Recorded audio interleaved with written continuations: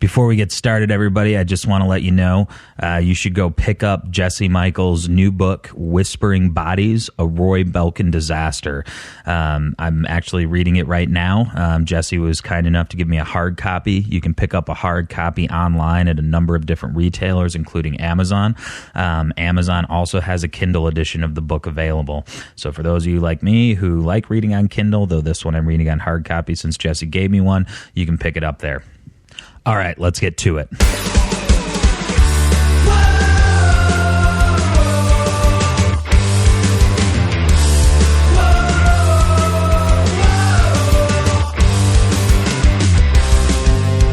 Whoa. I'm a day late again. I know. Get it together, right? Well, look, it's been a crazy few weeks. And, you know, part of why this is late by a day is I'm working on getting my techie side of myself back into the workforce. I had some conversations yesterday. I have some more today and probably throughout the week, and some things are happening. Some things will happen no matter what at this point, I know for sure. So I've had some priorities that I had to align this week. So, you know, sorry for this coming a day late again, but I'm sure that you can all understand. I mean, this is never an easy thing when, you know, you have to decide on a job, you know, career job type thing, because it's a big life change. And I'm a little bit more weathered at this whole thing, a little bit more wise after being through the ringer a few times. So I'm making sure that I do all my due diligence. So, you know, should I have done the podcast on Sunday? Yes, I should have, but I'm going to be honest. It was a long day. I was a bit hungover from our show on Saturday night. Unusually, Adam actually said he wanted to get a little bit toasty on Saturday night. So we all kind of, definitely had a few drinks on Saturday, and I don't recover like I used to. So I was going to do the podcast on Monday morning, but then I woke up, I had some emails and some phone calls, and it kind of just turned into a very busy day really quickly. And like I said, I mean, you gotta have your priorities. So, you know, dude, the weather is complete shit out here. Now it's supposed to be better today. It's supposed to actually get above freezing, so we'll see if that happens. That being said, I was in LA last week. And normally I'm not a big fan of that town. The first time I was there, I got a really bad taste in my mouth because one of the first things I witnessed, we were at the Common Rider show at the Whiskey, and we were setting up the merch table, and there was this 18-year-old girl and this like over 50-year-old dude, and the over 50-year-old dude is talking to the girl about getting her a boob job so that she'd come work for him. Now, I don't know what kind of work they were talking about, but when I was like 22, I was like, okay, that's a little creepy. You know, there were some interesting things that we did while we were there, no doubt. We played at the Whiskey. We went through the Sunset Strip. You know, we sat in the whole Guns N' Roses booth. We even took a picture. That exists somewhere. I have no idea where it is. There's so few pictures available from that tour. And that stuff was kind of cool, but you know, most of the people that I came across just kind of rubbed me the wrong way, I guess, the first time around. Now, rumor has it, apparently, when we played that show at the Whiskey, that Alyssa Milano was there watching us. I have no idea if that's actually true, but that's what we were told by the staff that was working at the bar that night. Who knows? But that's pretty rad if that actually happened. But I haven't been back since that much. Every time I've been back, it's mostly just passing through, and mostly just passing through Hollywood very specifically. But this time Dave and I went out there. Dave lived there for 5 years. Plus he's got friends who still live out there or have moved out there since. And so do I, actually. I have some buddies who have moved out there. So we stayed at his friend's Casey's place. She's got a tiny little studio apartment out there. And testament to us, we made that shit work, man. I slept on the chair the first night. If anybody knows me, you know I can sleep anywhere. I'm pretty good at that. The guys once threw me in a closet on the road. I didn't wake up at all, but waking up in the closet was pretty freaky.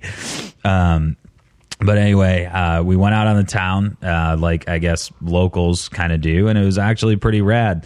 I'm sure the weather didn't hurt. It was 60s and 70s, you know, got down in the 50s, but still compared to what we're dealing with here, that's like summertime, dude. But I got to see some people I haven't seen in years as well.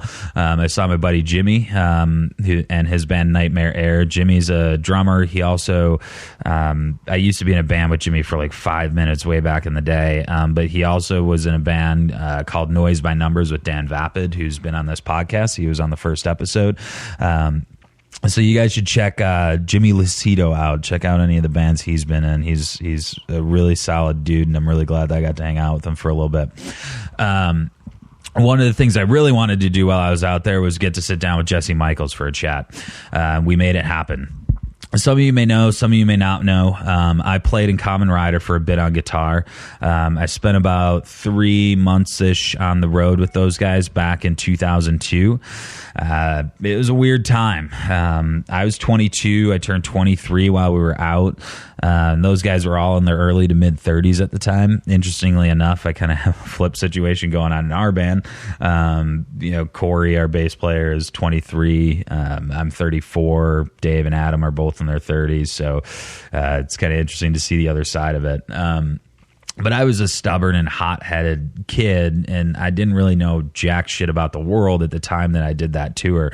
And let's just say that there were some clashes. It got a little bit messy at times. And to be honest, I actually didn't talk to anyone from the band for a long time. The first guy I actually ran into was Phil here in Chicago. It was Halloween. It had to be like 6 or 7 years ago now. It was right after I first moved here. And it was at Exit. Phil was dressed up like a Viking or something. And he had a sword and everything. If you know Phil, that was just absolutely perfect. I still haven't talked to Mass and Dan. I guess Dan is always in and out of music. I know, you know, Mass is busy with the studio and all his other stuff.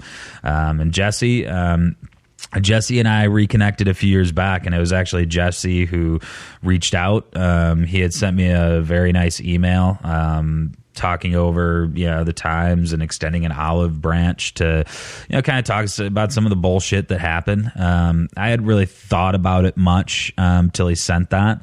When I looked back, all I could think was, man, you know, some of that stuff was pretty silly. And I think we kind of agree a lot of it was pretty silly on everybody's part, you know. You get older, you get wiser, and you know, shit happens. But in reality, it was a great time. The experience on the road with Kamen Rider, it really shaped me, not just as a musician, but just as a human being. I mean, I hadn't seen most of the United States. I'd only been to, you know, until I did that tour, I'd been to Michigan, Illinois, Ohio, Indiana, so the Midwest states, and I'd been to New York before. I don't think I'd ever actually been to California yet. And I've been to Arizona, and I've been to Florida. So pretty typical places. So there was a ton of the United States I had never seen in my life, especially big cities. So that tour, you know, it gave me the opportunity to do that. And, you know, I look back on that, and that really did shape me. Without a doubt. So I reached out to Jesse a few months back now, and we talked about doing the podcast. I think we both kind of agreed we didn't want to go sit there and talk about Op Ivy, you know, the whole time. I think that story's been told plenty of times. Not really worth rehashing it too much. And in all honesty, I was excited to hear what Jesse's up to now. Jesse's a creative motherfucker. He's a wordsmith, and he makes some truly great art now too. I got to see a bunch of it while I was at his place. So we talked mostly about that. We dabbled in the past here and there, but that's not the focus of this conversation. I tried to keep all that past stuff to a minimum. If we have the chance to sit down again in the future, maybe we'll go in that direction. You know, but hopefully if we do that, it'll be in an interesting way. It'll have some kind of perspective. There are some time constraints here, so this isn't super long. Jesse had to, you know, he had limited time. You'll hear he's in school now and all that kind of stuff. so that is what it is. But I'm really glad we got to sit down. It was the first time I'd seen him in over 10 years. So there's a little breaking the walls to be done at first, but I think this actually turned out really great, and there's a lot of cool stuff here. So, all right, here it is. Yeah, it's well, not exactly. It's kind of, it's supposed to be funny, I guess. Okay. The best way to describe it is a comic novel that is sort of along the lines of something like John Fonte or Bukowski, maybe not as gross as Bukowski, or DeLillo or something like that. So it's funny, it's satirical, and it's weird. That's awesome, dude. And so when did you come out here for doing that?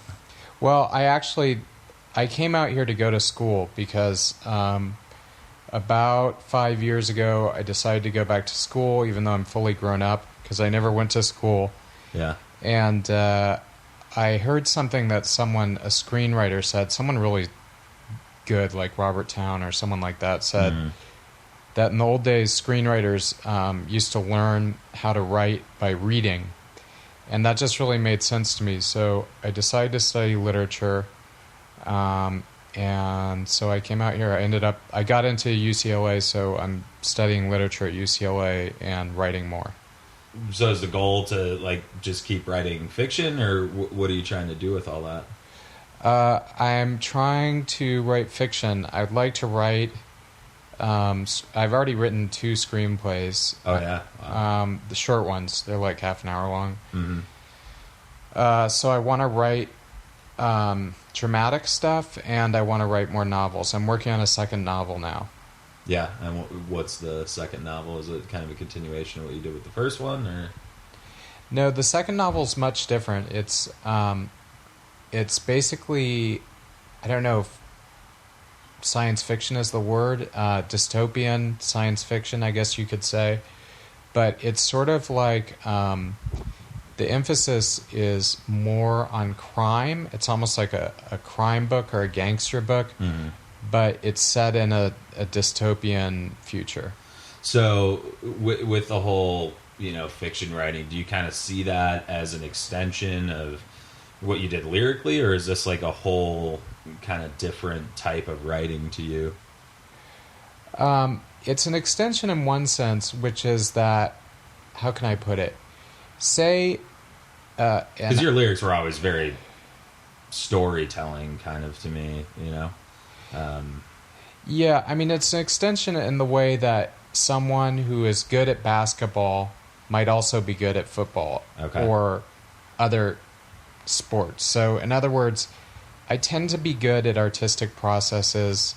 I say that in all modesty. There's lots of things I suck at, but I just that's what I'm comfortable doing. So writing lyrics was always something, well, it's never easy, but usually I could come up with some kind of result that I liked and, at least a few other people liked. So carrying that forward, when I started writing fiction, in a similar way, I just sort of could do it, and it worked. How good it is, anyone else can be the judge. But so in that sense, it's an extension because I'm doing creative stuff. But in another sense, it's quite different from lyrics. And when you're writing lyrics, I've always wanted to ask you this, and I don't think I've ever asked this, but what's your process with lyric writing? Is it, is it a structured thing, or is it very kind of off the cuff with you? Usually I start with knowing the riff. So I'm writing for a specific basic vocal pattern or riff, and then I will free associate, which is just right from the subconscious nonsense. And oddly enough, the nonsense is often the best lines come from that.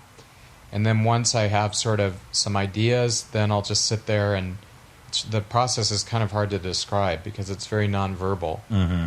And is it like that with writing fiction too? Is it how do you go from that, I guess? Where does the idea for the story come, and then how do you kind of formulate all of that into something cohesive?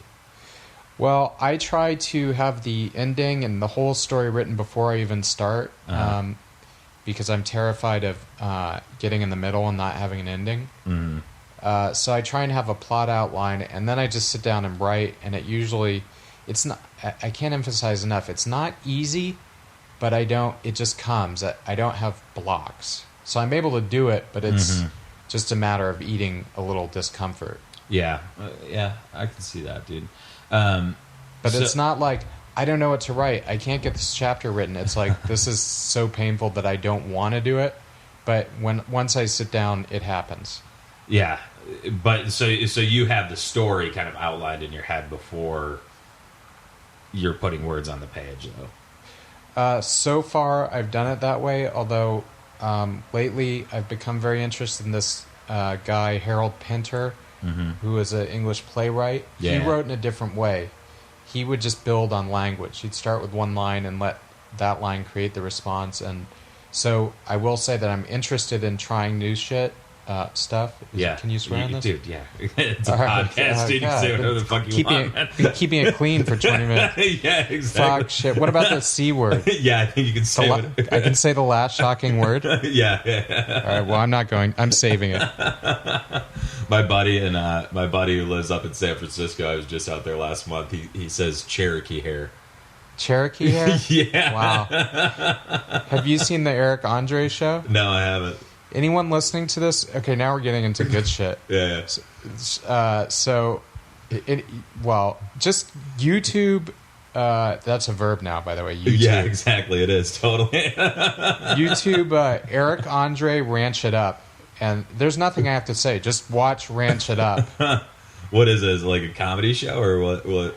It's by the producers, the production team that did Tim and Eric. Okay. Yeah. But they have a different guy who is even more insane than Tim and Eric. He's just a maniac. He's kind of more like on the Tom Green tip, like he really kind of crazy comedy type over stuff. The top, yeah, and kind of in people's faces, whatever. I think some of that stuff gets a little mean. But this thing, Ranch It Up, it made me feel like I was going insane. It's so funny and so good. Yeah. Anyway. Yeah, no, dude. There's a hot tip. I'm always on the edge of new media. Not really. I just love that you called YouTube a verb. It's so true. Just YouTube it, man. YouTube that.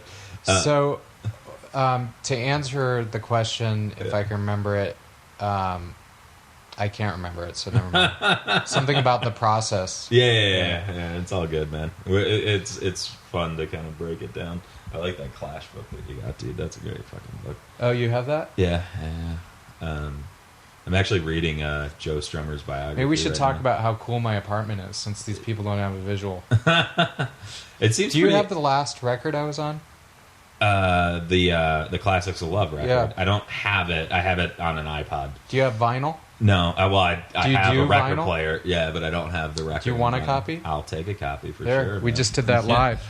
We just did that on air. All right. So are you guys still doing this, or what's the deal with Classics of Love? We never officially broke up, but I'm sick of music, and I live in LA. Yeah, you were telling me about this. So you're just kind of done playing, or...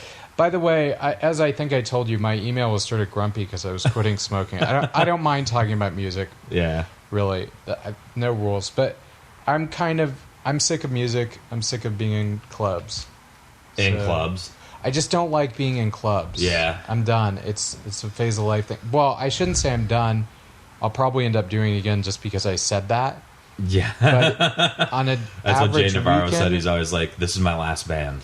Right. And it's never the last band. Totally. It's never the last band. Yeah.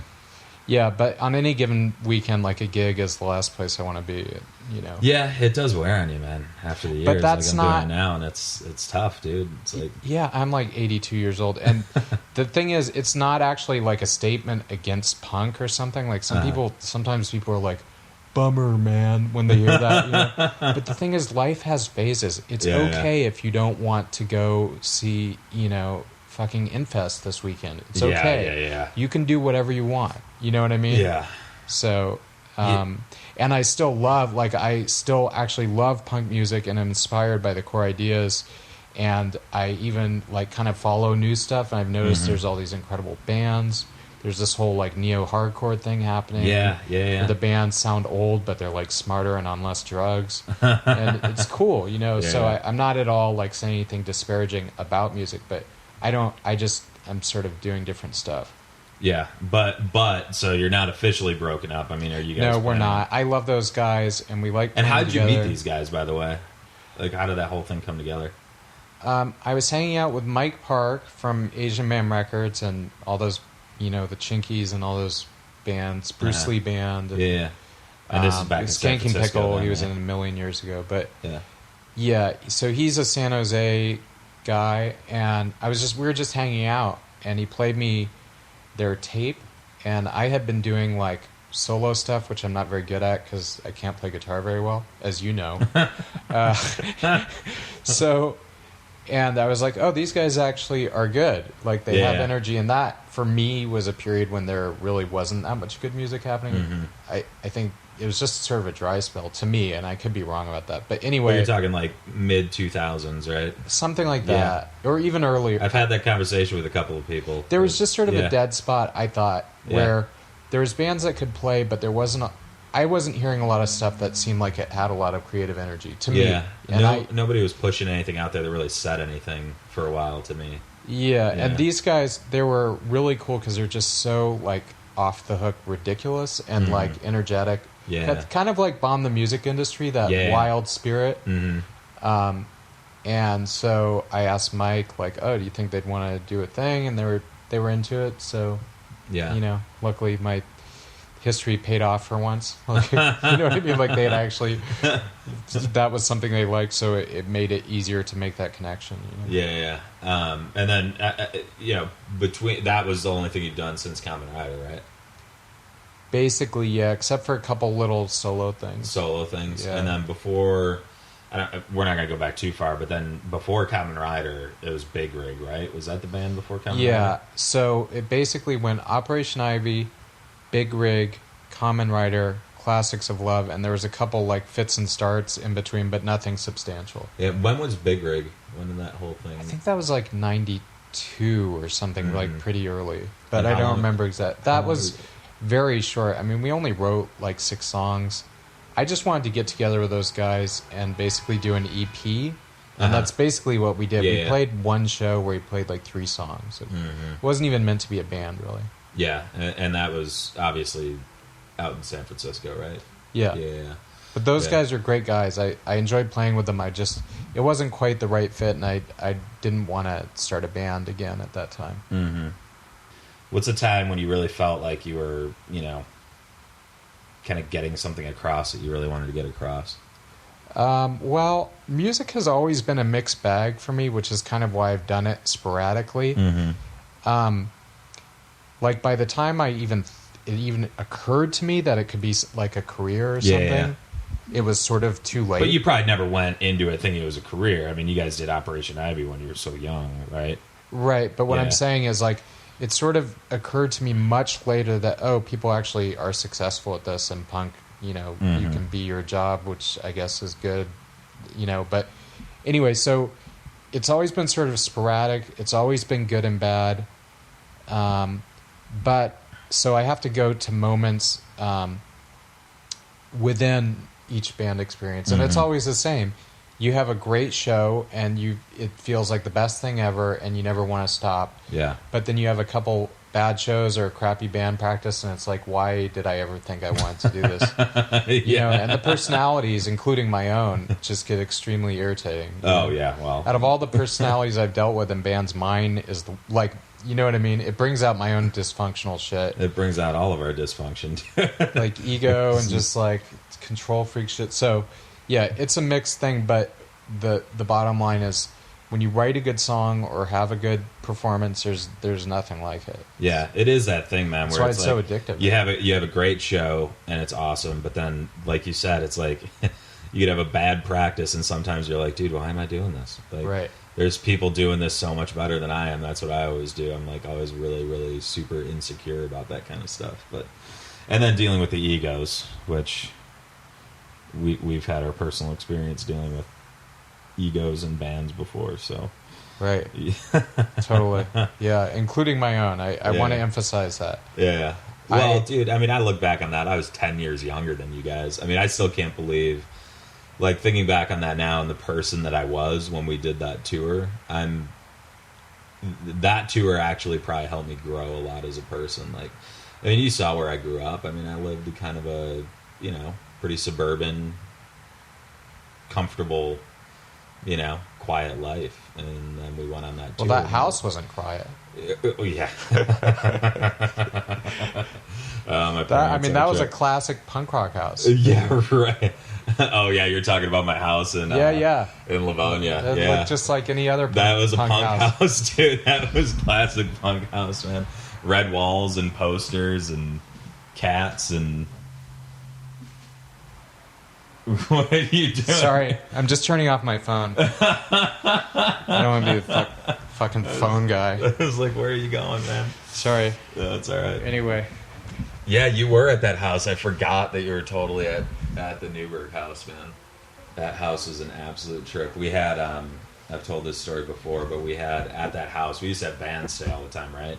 You ever listen to that band called The Bronx? Oh, yeah. Yeah, so they stayed at our house one time, and my buddies, I wasn't home when this happened. I came home in the aftermath.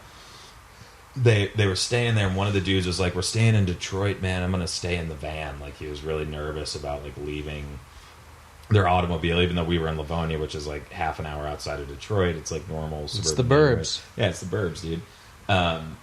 Of all nights, some kid who was 16 years old, stoned, high, drunk, whole thing, tried to make a left-hand turn at that intersection going like 100 miles an hour, rolled his car up into the air, and landed on the Bronx's van. Oh, my God. While he was sleeping in it? While he was sleeping in it, dude. Can you believe that? Holy shit. I came home, dude. I was off the freeway, on that major road, and, like, I was driving home from seeing the girl that I was seeing at the time out on the east side, and there were, like, 12 cop cars in front of my house. And I seriously thought someone was dead. Like, I'm pulling up, like, somebody died. Like, it looked that bad. The kid's car was totally just demolished. It was upside down. Holy shit. Like, and the kid survived. He actually survived. Like, the dude from the Bronx in the van, like, woke up, looked outside, and saw the kid crawl out of the car. And then they ended up catching him at the 7-Eleven down the street. Like, he was trying to bum a ride home from somebody when he was all bloodied up after the accident. Well, I'm glad nobody got hurt. Yeah. You actually, so you came to Detroit. That's right. Like, right before we went to, because then we went to Indiana after that, and that's when we started practicing. Right. For Common Rider. That's right. You actually came out to Detroit first, because me and Kevin picked you up at the airport at Metro. Yeah, man, that was a long time ago now, dude. Think about that. That was, when was that? 2002.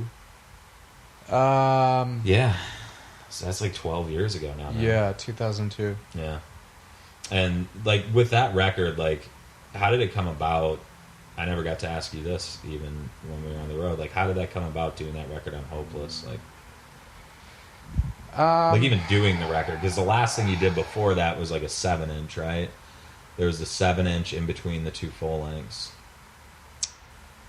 I don't even remember exactly, to be honest. Yeah. I don't know. I met Lewis somehow. Maybe Jeff Ott put me onto him or something. Uh-huh. So I don't really remember. Yeah. And you guys actually had my buddy Matt play guitar for a little bit on that, didn't you? From Detroit. Oh, yeah. Matt DeMeester. Yeah, Matt DeMeester. Yes. He just put out a new record. He was a good guitar player. Yeah. Nice guy. His band just put out a new album. Oh, yeah? What's his band called? Called Arm Your Enemy. Oh, I'll have to check that out. Yeah. I go on YouTube all this shit. Yeah, I think they're on YouTube. I've listened to your band and Bandcamp and all that kind of stuff. I always check everybody's shit out. Yeah, that's cool, man. So what other than writing are you doing right now? Okay, I wrote this book. That's done. I'm writing a new book. And where can everybody get the book, by the way? It's on Amazon, I know that for sure. I mean, Amazon's easiest. Yeah. You can look around on the web if you don't like Amazon. I know some people don't like it. It might be cheaper somewhere else. I don't know. Yeah. And it's in some bookstores. It's distributed. I don't think it's, it's not like Stephen King or anything, but yeah, it's around. And so I'm going to school, which is a lot. And then I'm trying to make friends and hang out. I'm in a new city, so I got to hang out, which I've been doing. And how long have you been here again? You told me this About already. a year and a half. About a year and a half. Okay. And I finally feel like I'm sort of established, like I have a little gang and stuff. Uh-huh. And then I always do visual art, so I'm painting. This thing on the wall is mine that nobody can see. Yeah, I saw you were putting together a website of like all your art that you've done. Yeah, that's another thing I did. I put this. It sounds so cheesy saying this on the radio, but if anyone wants to look at my stuff, I have a website under my name .com. So Jesse Michaels. I guess that's a plug, but it's more like just like if you care, that's something I did in the last month. You know? It just and I put some art up there. People sometimes want to see my art, and art is another thing that I do because I love it. It's more than a hobby, but less than a career, you know. And so I'm starting to try to create an interface where it can be seen more. So the website's a part of that effort, you know. Yeah, and like when you moved down here, you didn't know anybody. I guess I was thinking California differently. I mean, I'm such a Midwesterner. It's like California is just California to me, but it's quite a different scene here than San Francisco then. Yeah, well, it's like a 6-hour drive. Yeah. I knew some people, so I had a head start for sure. Yeah. But you know how it is. You move somewhere, the people you first hook up with, even if you like them, are rarely the exact same. You know what I mean? Like you sort of have to. Like when I first moved here, I ended up in the Valley, which, if anyone's ever been in LA, is sort of a no man's land. Yeah. I'm not one of those people who bag on the Valley because I'm not really an LA guy. I'm just sort of, but anyway, it was fairly desolate. I just landed up there because I found a cheap place. Yeah. And I didn't really have time to look. It's the same thing I did with Chicago, man. It was like, all right, where can I get a really cheap studio? Right. You know, that's what I did when I moved there. And then you end up kind of just doing the thing everybody does, I guess, which is you got to acclimate yourself to it, you know? Yeah, and then you have to find out where you want to live and what to do and everything. So that's what I've been doing. That out, so. I'm still a nomad, dude. Chicago's a great town. Yeah, I think I've lived in 8 different apartments since I moved there at this point. It's pretty ridiculous. I've pretty much moved almost. I like that one bar with the old style sign out front. It's got that sign that says we got old style. tons of those, dude. The bar that's with my no name. That's my Chicago joke. Yeah. Meet me at the bar with it's got a sign out front that says old style. Hilarious. Yeah, I used to live down the street for a couple of those, dude. Yeah. I can't believe And what's your band called? Let's flip the script. The Miserables. The Miserables. Yeah, which was not my idea. I like that. I checked it out. It sounds pretty good. Yeah, it's going all right, man. It was my first foray really back into music. You guys kind of have that Chicago pop punk sound in a little bit. A little bit. Yeah. Regional influence.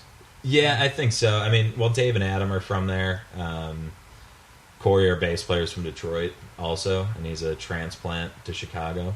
But yeah, I think, just from kind of living there for 6 years, that's all the shows I went to and everything was all kind of the local pop punk type stuff.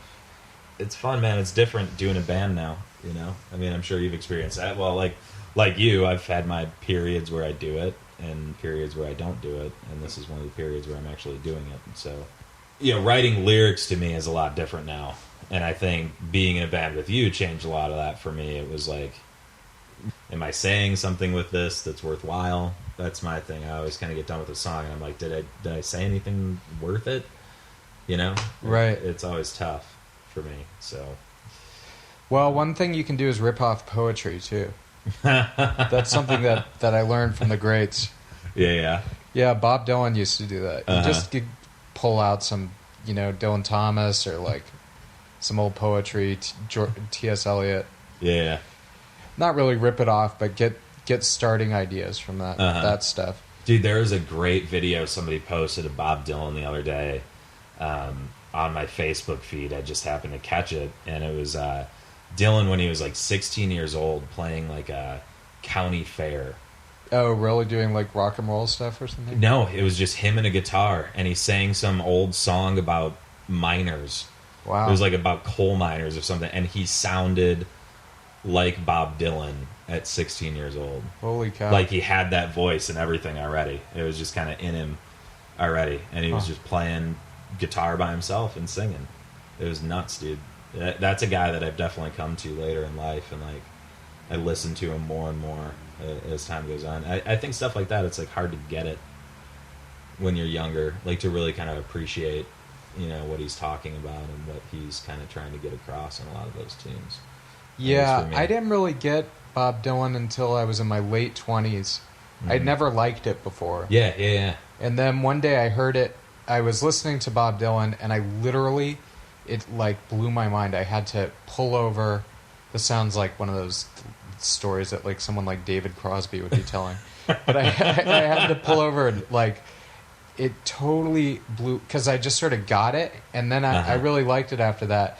And like in some ways I'm a little bit critical of him just because there was him and this other guy, and they were just such bastards. Like if you read how they acted, like just the most pretentious hipster shit. Like, and I don't completely separate art from behavior. I mean, to a certain extent, That's interesting. Yeah. I don't think everybody has to be a saint, but when someone is just a complete prick, I find it hard to totally separate that from the experience of their music. So anyway, you know, I don't think he's a god or a perfect whatever.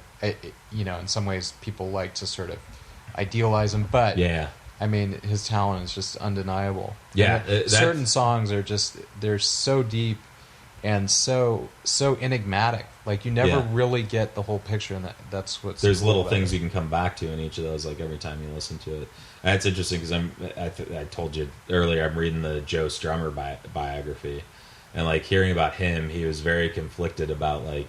Which one are you reading? It's God, what's it called? Is it by Spitz, or he's the one that wrote the Dylan one? There's one of those things where the guy is just, the writer is just a fucking asshole, and I wish I could remember which one it was. I'm reading. This guy has such a hard on for Joe Strummer, and he's just such like a sniping bastard. And I wish I could remember which one it was so I could say on air that, dude, you're a piece of shit. I'm going to have to look up which one I'm reading. Because there's another one that's fair. I'm like halfway through it. I can't believe I can't remember the title. Like, I'm drawing a blank right now. I don't think that you have to kiss someone's ass, but Joe Strummer, for everything he is, he's not like a terrible person. And this person is just like, it's the whole thing is one long attack, like on every level. And he's sort of like, I mean, he barely acknowledges that, like, at one point he's like, well, you know, London Calling was pretty good. It wasn't as good as they said it was. It's just like, dude, why did you write this book? So whoever you are, I hope you're listening to this. Even though you are, it's just terrible. I feel protective of Joe.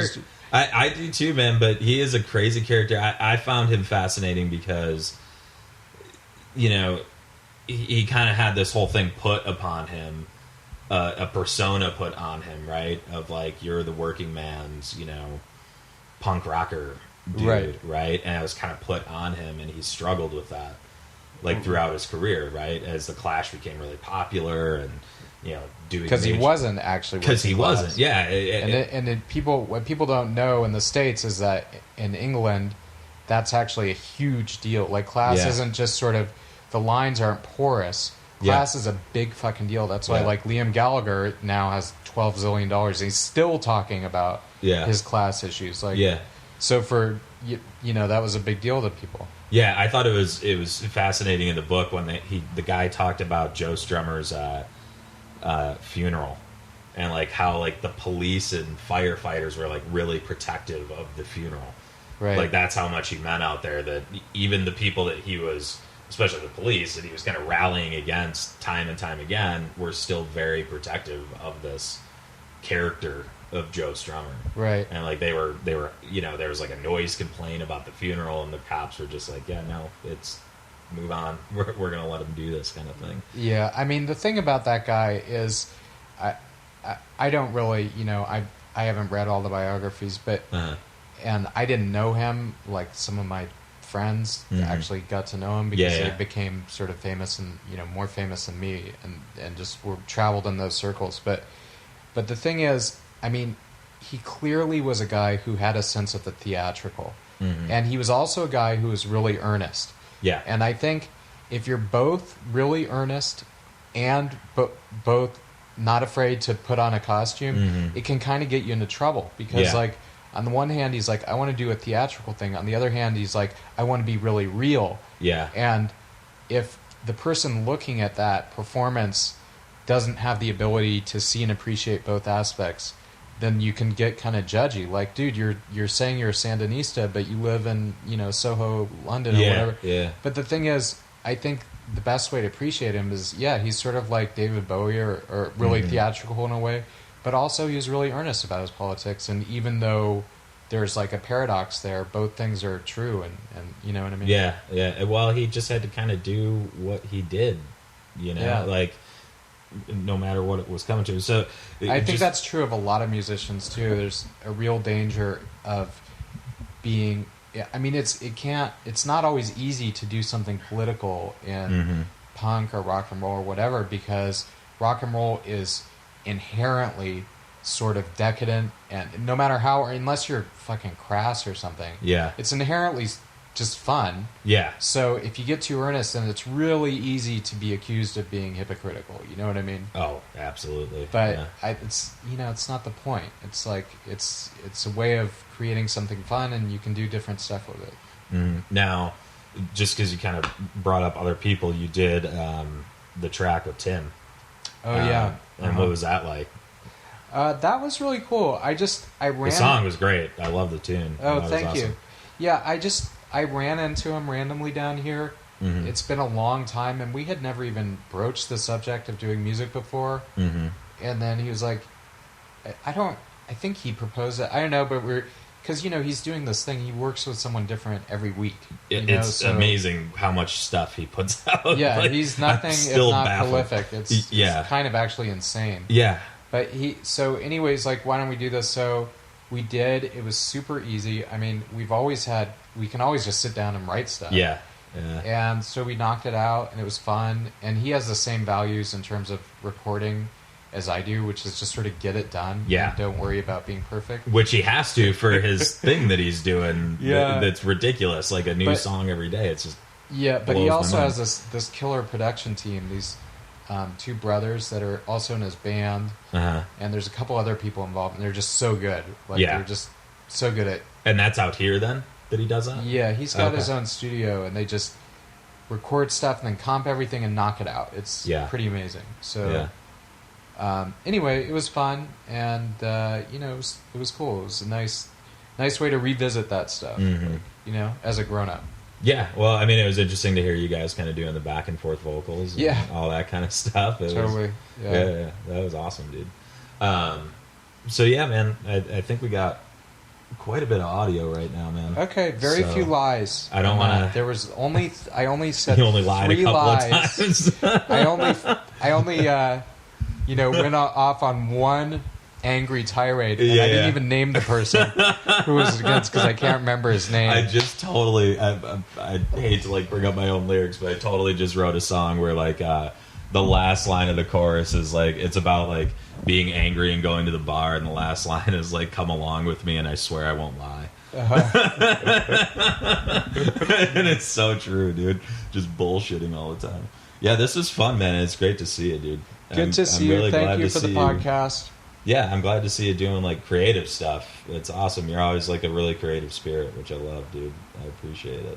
So right on, man. And hello to everybody in Chicago and everywhere else. Yeah, you got to come back to Chicago sometime, man. And I love Chicago. Get a little show going on. Get a little old style. Yeah. No, don't drink old style, dude. It's so gross. It's the worst beer ever. That was awesome. Getting to see Jesse again was great. You should really go check out his book. Check out his art. You can get the book on Amazon.